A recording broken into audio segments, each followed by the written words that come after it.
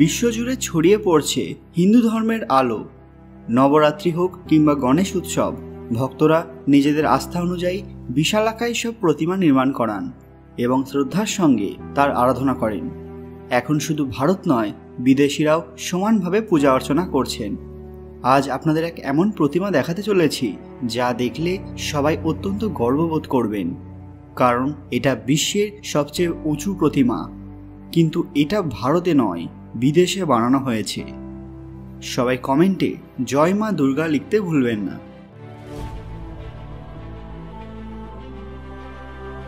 সকলকে পুরাণ কথা নতুন একটি ভিডিওতে স্বাগত।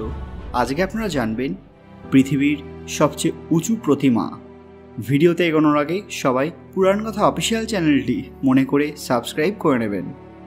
পৃথিবীর সবচেয়ে উঁচু এবং বিশালাকায় মূর্তি বসানো হলো, কিন্তু আপনারা জানলে অবাক হবেন যে এই প্রতিমা ভারতে নয়, ভারতের বাইরে একটি অন্য দেশে। নবরাত্রির সময় বিভিন্ন প্যান্ডেলে অনেক ধরনের প্রতিমা দেখতে পাওয়া যায়, যেগুলি কাঠ, বাঁশ, মাটি ইত্যাদি দিয়ে তৈরি করা হয়। উৎসবের শেষে এগুলির ভাসান দেওয়া হয়। কিন্তু মা দুর্গার এই প্রতিমা, যা পৃথিবীর সবচেয়ে উঁচু প্রতিমা, শুধু ভারতের মানুষদের নয়, সমগ্র বিশ্বের মানুষের কাছে আকর্ষণের কেন্দ্রবিন্দু। আফ্রিকার দক্ষিণ পূর্ব দিকে অবস্থিত একটি দ্বীপ, সর্বোপরি একটি বড় ভ্রমণ কেন্দ্র হলো মরিশাস। এখানকার বিশেষত্ব হলো যে এই স্থানে অনেক মাত্রায় হিন্দু বাস করেন। মরিশাস খুবই ছোট্ট একটি দেশ, কিন্তু খুবই সুন্দর। এখানে অনেকগুলি হিন্দু মন্দির আছে, যার মধ্যে মহেশ্বরনাথ শিব মন্দির, সাগর শিব মন্দির, পাণ্ডুরং ক্ষেত্র মন্দির, শ্রী প্রসন্ন ভেঙ্কটেশ্বর মন্দির অন্যতম। তার সাথে গঙ্গা তালাওটি অত্যন্ত প্রসিদ্ধ, যা সমুদ্রপৃষ্ঠ থেকে প্রায় 1800 ফুট ওপরে একটি নির্জন পাহাড়ি এলাকায় অবস্থিত।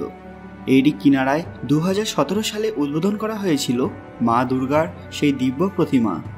কথিত আছে, এক পূজারী স্বপ্ন দেখেছিলেন যে এই জলাশয়টি ভারতের গঙ্গা নদীর সঙ্গে যুক্ত।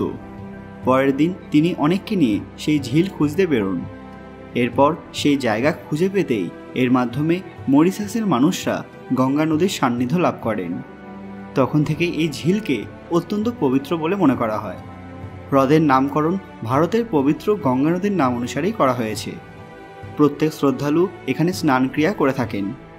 প্রাচীন মান্যতা রয়েছে, যেখানে দেবী গঙ্গা থাকবেন সেখানে ভগবান শিব অবশ্যই থাকবেন। এজন্য এখানে একটি শিব মন্দিরও বানানো হয়েছিল। এখানে একটি শিব মূর্তির উদ্বোধন করা হয়, যা মঙ্গল মহাদেব নামে প্রসিদ্ধ। এর উচ্চতা প্রায় 108 ফিট। এরপরেই মা দুর্গার 108 ফিট অর্থাৎ 33 মিটার উঁচু প্রতিমাটির কাজ শুরু হয়। এই কাজে কোনো রকম সরকারি টাকা পয়সা খরচ করা হয়নি, সম্পূর্ণ খরচ দানের মাধ্যমে হয়েছিল। এই মূর্তি বানানোর জন্য অত্যন্ত সূক্ষ্ম কারুকার্যের দরকার ছিল।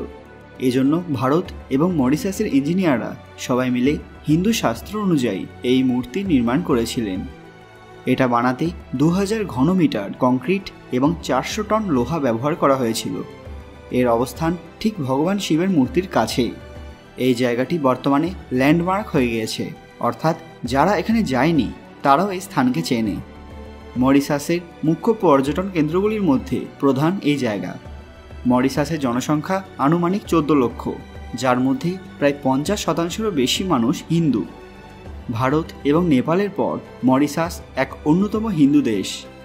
বিভিন্ন উৎসবের সময় এই গঙ্গা জলাশয়ের পাশে সুন্দরভাবে প্রদীপ জ্বালানো হয়। বিশেষ করে মহাশিবরাত্রি এবং নবরাত্রির সময় এই স্থান অত্যন্ত জাঁকজমকপূর্ণ থাকে। এই কদিন সমগ্র দেশ বিভিন্ন ধরনের শোভাযাত্রা এবং আলোয় ঝলমল করে।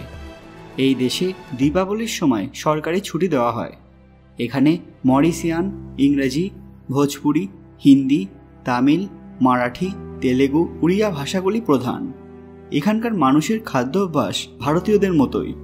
এই জায়গাকে যদি ছোট ভারত বলা হয় তাহলে হয়তো ভুল হবে না, কারণ এখানকার মানুষের সংস্কৃতি ভারতের মতোই।